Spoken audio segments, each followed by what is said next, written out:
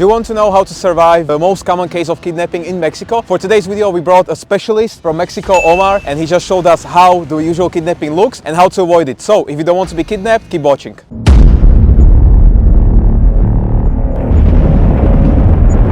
So Omar says that from the beginning some car is going to cut you off in the middle of the road, and then one person is going to step out of the car and will be aiming a gun right at you to force you to step out of the vehicle. After that, when he's very close, he'll try to get you off, drag you, and then there's going to be a second person opening the door, and whilst they're trying to get you to the car and run away with you being in the back seat, while always a gun is pointing at you, and they will try to escape as soon as they can. The whole thing is going to be very stressful. Think about you've been just getting off work, you're relaxed after a long day, and then all of a sudden there's a person screaming at you, dragging you out of the car, always pointing a gun at you. When you are in the car, he will try to always have a control over you, maybe even hit you a couple of times, scream at you the whole time so the driver can just focus on driving and the person has a complete control over you. So basically what Omar is saying, that the best chance of you surviving actually this kidnapping is going to be right away. When you see the car is cutting you off, do not hesitate, don't wait even 1 second, and you should right away start reversing and completely escaping the situation. You cannot stay in one place because they are coming for you. Okay, one of the problems that happens is the driver just freezes. Once the shooter is like threatening and everything, the driver just freezes. It just freezes. And so many times the kidnapper have problems for opening the door because the guy's like terrified. So what they do is like they just break the window, and with the other hand they're just looking for how to open the door. They open it, and they are very skillful, very dangerous people, because they know they don't put the pistol here like in the movies. They're always keeping the distance, and they have practice, they have training. So what Peter is saying is that when you are reversing, even if they start shooting at you, you can basically hide behind the dashboard of the car. So you have a much bigger percentage of survival because you are actually hiding somewhere. If you would reverse the roles and you would go forward, there's a big chance that there could be some other cars, some other people waiting for you, or some traps. If you are reversing, you're already going to the road that you went before, so you know what to expect there. So Omar just had a very good point that in Mexico, when it's like in the city, if you start reversing, most of the time they don't even start shooting because they don't want all attention from the whole city and the police to know that there's something happening. So many times they will not even try and shoot.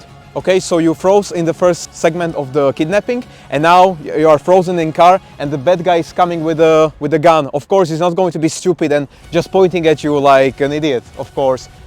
He will always try to keep his distance and he will have the gun with him. So what you need to do is use the element of surprise. So you are looking like you are scared.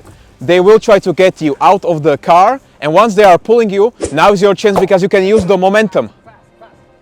And once you are using the momentum, you can just go and strike and use the chance. When, for example, it will be the other way around and you will be just completely alone getting off the car, it will be much bigger distance between the shooter and you will have less time. Here you can use the momentum of he's dragging me, so I can hit him and jump for the gun. Maybe you slept even more and now you're in a position when he's already dragging you to the car. Well, now it's one of your last opportunities to get out of this situation. So when he's going to be dragging you, the second person opened the door and you're getting inside, now it's going to be your time to actually try and use the element of surprise. So you're trying to rotate your body facing the shooter, and now is the time to actually go for the gun. Because there's a little bit of roof, maybe he'll not see as good, and now we just have to take the gun and start unloading on the other kidnappers. Now is your chance when he doesn't expect it as much. So when he's taking you to the car, drag or face forward to him, not just be completely faced away from him, and go for the gun when you have the chance.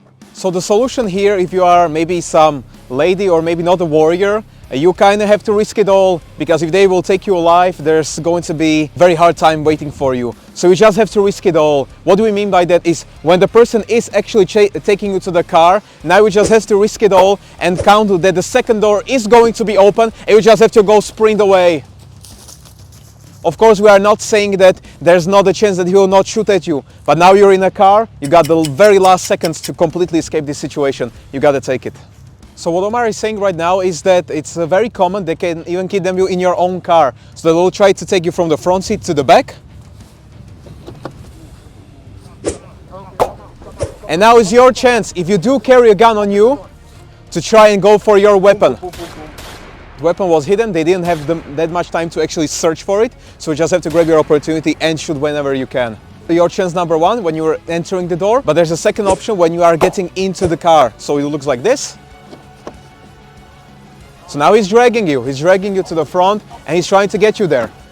Now when he's pushing you inside, now it's going to be your option to stay hidden and grab your gun and start shooting. And then go for the others if there are more people, which there are probably going to be. So Peter just told us the true story from Mexico. It was about kidnappers who took a guy who was owning like a big security company, and they basically didn't search him. So they just threw him in the back seat and drove off. But because they didn't search him and he had a gun on himself, he just waited for the right moment and just shot everybody in the car, and he survived this encounter. So now we just showed you 6 positions which you can get out of this kidnapping situation. Of course, there's many more, and it will all depend on what training do you have, because the more you will have it, the more comfortable you will be in these positions. This is what we showed you, but if you want some expert look at this, definitely contact Omar, because he knows about kidnapping a lot. He has his own courses, so definitely check him out. For us, this has been all, and definitely comment what you think. Maybe do you know some different solutions? Let us know. Like the video if you do agree with us, and subscribe to see even more videos like this. From us, this has been all. Thank you for watching, and we will see you in the next one. Bye.